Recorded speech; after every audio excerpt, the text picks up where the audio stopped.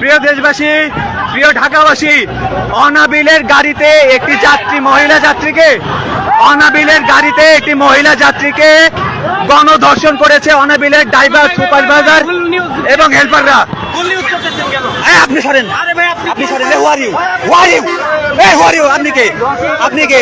ওটা তো ওই যে মহিলা ইমার্জেন্সিতে ঢুকছে, ওনার টাকা পয়সা নেওয়া হয়েছে, ইয়ে হয়েছে। না, ধর্ষণের শিকার হয়েছে, ধর্ষণের শিকার হয়েছে অনাবিলের গাড়িতে। অনাবিলের হেল্পার, সুপারভাইজার এবং ড্রাইভার মিলে একটি মেয়েকে জোর করে পালাক্রমে ধর্ষণ করে আজকে তাকে মেয়েকে মৃত্যুর মুখে ঠেলে দিয়েছে। সেই মেয়েকে এখানে দুইটি হাসপাতাল তারা চিকিৎসা দিতে অপারগতা স্বীকার করেছে এবং ঢাকা মেডিকেলে তাকে পাঠানো হয়েছে। আপনারা যে যেখানে পারেন অনাবিলের গাড়ি আটকে দিবেন।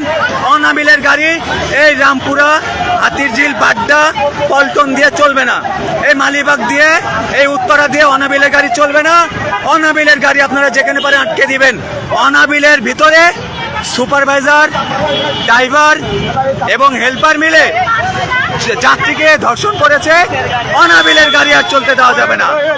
এর পুলিশের সাথে অনাবিলের মালিক কর্তৃপক্ষ একটি রফা দফার চেষ্টা করতেছে। এখানে আমরা আসার আগ পর্যন্ত দেখলাম একটা মিটমাটের দিকে চলে যাচ্ছে, কিন্তু বিক্ষিপ্ত জনগণ আজকে অনাবিলের গাড়ি রাস্তা থেকে কেউ যেতে দিবে না। রাস্তা থেকে অনাবিলের গাড়ি কোথাও যেতে দেওয়া যাবে না। যেখানে যেটা অনাবিলের গাড়ি পাবেন আপনারা সেই গাড়ি আটকে ফেলবেন। এটা আপনাদের প্রতি উদারত আহ্বান জানাচ্ছি। ধন্যবাদ সবাইকে। একটি মেয়ে, তার বাড়ি বাড্ডায়, সেই মেয়ে বাড্ডায় নামতে ভুল করছে।